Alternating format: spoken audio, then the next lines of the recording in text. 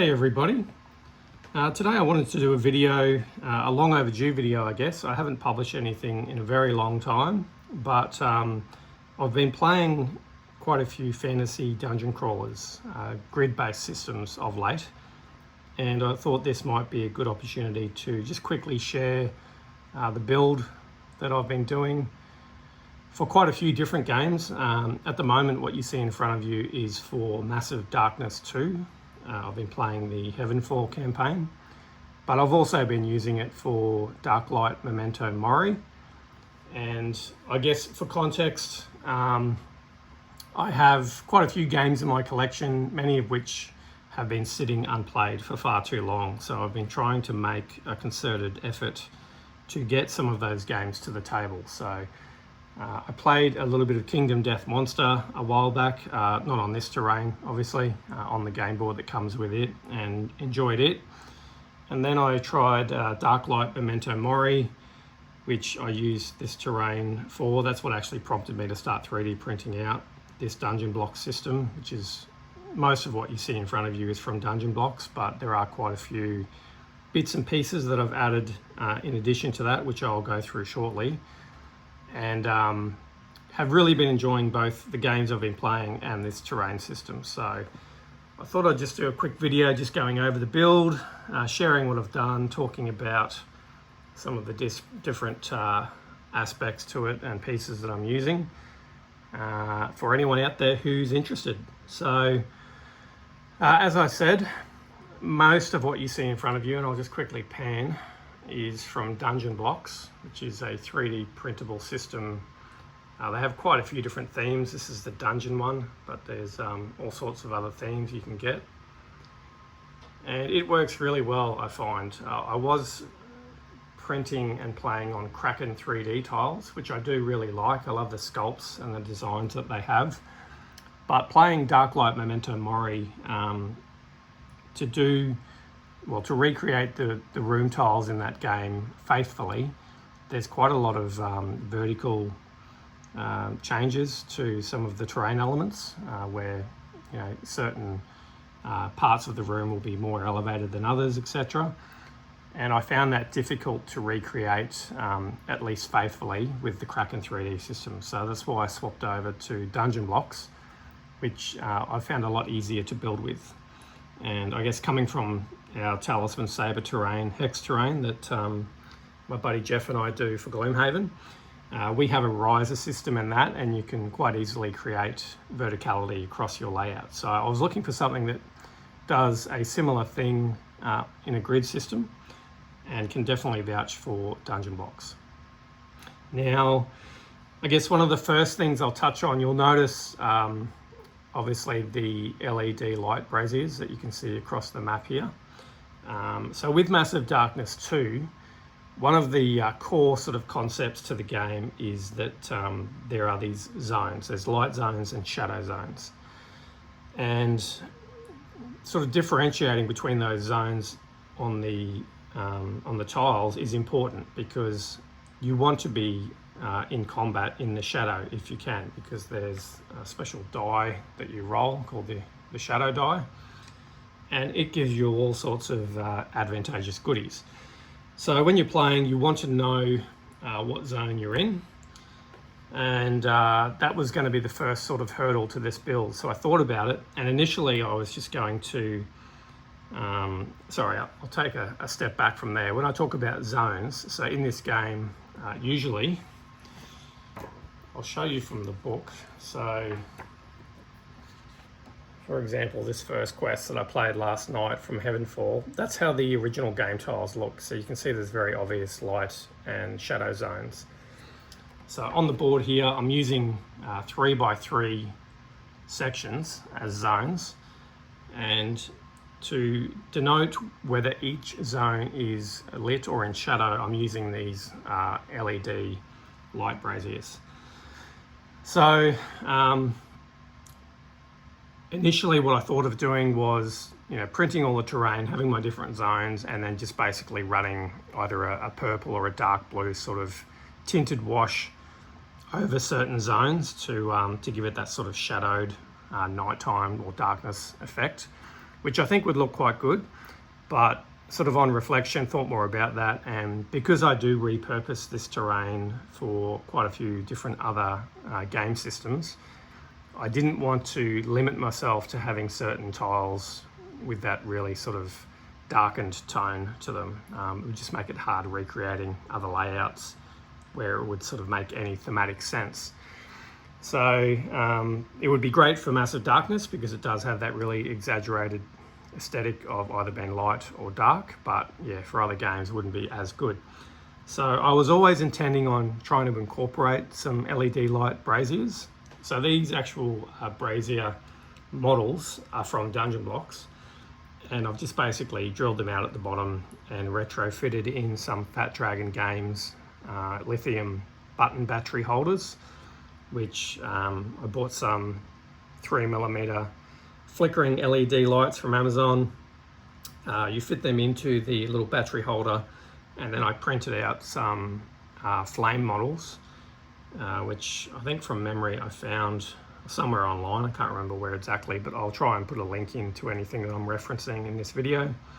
But yeah, printed them out in transparent filament and then airbrushed them to look like flames. So when I'm playing Massive Darkness 2, the way I know whether I'm in a lit or shadow zone is as simple as, is there a light brazier in the center of the zone? If there is, it's lit. And if there's not, then it's in shadow. And to try and reinforce that, I have used, so anytime it's a lit zone, I've also printed this lit torch wall from the Dungeon Block system as a bit of an extra sort of reminder.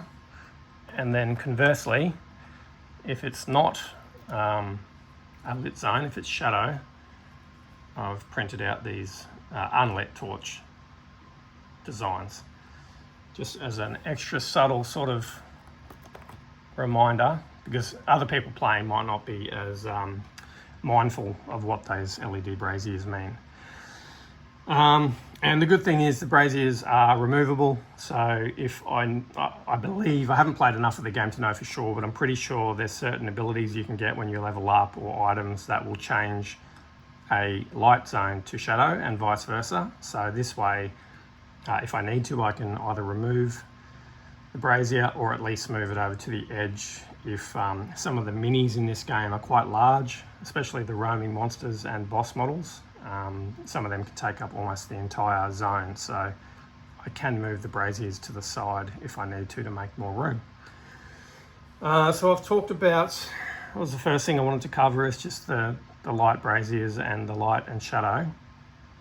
Another cool thing I like about this game, both I guess just from a gameplay standpoint and also 3D printing and painting terrain layouts, is they use these monster portals. So usually that's just a cardboard token you can probably see sitting there on the top. They look like this. They can be blue or green. So usually you just put that on the board and that's how you know there's a portal. I got put onto these 3D printable designs that they're designed to work with smartphones. So they're from Black Forge Games. A buddy of mine, Sean, put me onto them and really can vouch for their designs. That one you can see there is obviously a portal, but they do all sorts of different designs. I believe there's a water fountain, which I do have, and quite a few other things that will work with a phone where the animation sort of seamlessly combines with the print and gives a really good effect. So, I don't know how that comes across on video, but sitting here, it looks really great, and it feels like those monsters are walking out of a portal. The actual portal animation, by the way, is from, I found a YouTube playlist of, I think it's called D&D portal animations or something like that, and there's quite a few to choose from, and I went with that one for this layout. So it's really cool. I've also retrofitted in those flickering lights, because those braziers you can see on those on the staircase there, on those little columns, that's all part of that one print.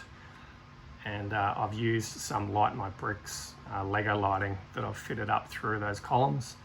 And then same thing as the light braziers, I've printed out some flame models and painted it. And yeah, between that and the pool animation, it looks really great on the board. The only thing there is, I think usually in the game, the portal tile itself is a shadow zone. So that may be confusing, I guess, for other people playing, that there's lit lights there that usually would indicate a light zone. So I am in the process of, I've trimmed up the portal design in Bamboo Studio, and I'm going to be printing one that sort of loses that staircase part and braziers, so that it's just a narrower, just the portal part of the design, which will avoid that confusion and will also give a bit more room on that tile for incoming monsters. We have a bridge as well, which you can see here. That's part of the dungeon block system, and they do some water tiles, which you can see there. I printed those out and airbrushed them, and used some 2-part epoxy resin that I sort of drizzled over the top to give a nice even coating on top, which was pretty tricky because as it dried, I had to sort of try and tease it away from the edges, because naturally it wanted to run off the edge, which if it hardened in that sort of position would make it impossible to slot those tiles into the grid. Because essentially the way this system works, I'll show you here. So it's literally, there's all these grids underneath, and you print each piece, and it is literally like Dungeon Lego. They just pop into place. So obviously if the tile was slightly oversized, they wouldn't sit in there neatly like that. So yeah, with the water tiles, it ended up okay by just sort of watching it for the first little bit and moving any excess resin from the edges. It seemed to work fine, and they all fit in place. The other thing I think you could do is use some duct tape or similar to make a dam around the actual edges, but I didn't want to muck around with that too much, but it turned out fine the way I did it. We also have some doors. There's quite a few different ways I could tackle the doors. The dungeon blocks system does come with a couple of doors, albeit a very limited selection in its set. So I've actually sort of grafted some of the Kraken 3D doors and a couple of the better Thingiverse designs I could find, and just basically spliced them onto the dungeon blocks tiles. So it's quite a good system in that to open it, it's literally as simple as picking up the door, turning it around, and then putting it back in like this. So that room is now open, the door's open, and if you want to shut it again, you just reorientate the model. So that's quite good. You can see I've themed up a bit of a jail area here on the edge, and that's something I like about this game, is that all of the zones, as long as you show whether they're light or shadow, it's sort of, and you indicate where doors are, etc., the rest is sort of up to you. There's a lot of poetic license to theme up different rooms. So I've done a sort of jail area over there with a little cage in the middle. I've been mucking around with other paint schemes, so sort of ignore that those tiles looking obviously quite different to the rest, but that's basically a little forge sort of blacksmith area. So again, I've grabbed a few models from Thingiverse that I found, and some of the dungeon blocks tiles that fit the theme, so like that weapon rack for example. And yeah, we've got our little forge with the bellows and anvil, a whetstone, a weapon rack, and I've got a little quenching barrel, like a water barrel, and a little stool to go next to that whetstone, which are on my paint table at the moment, so I'll be adding them in soon. The other thing, so this game has some traps.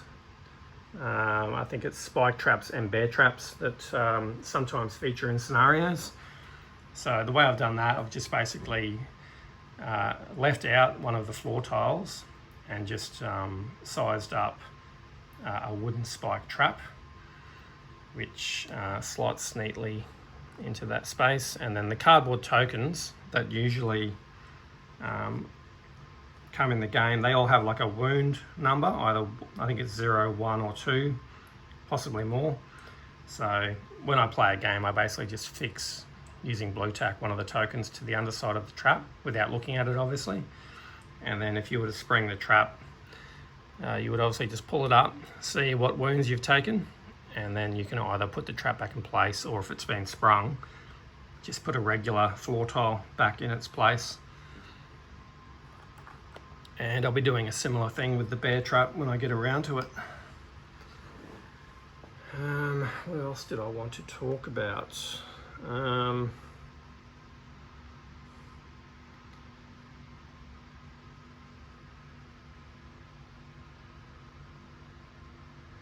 That's probably most of the things I wanted to cover off on. I just wanted this to be a pretty quick video.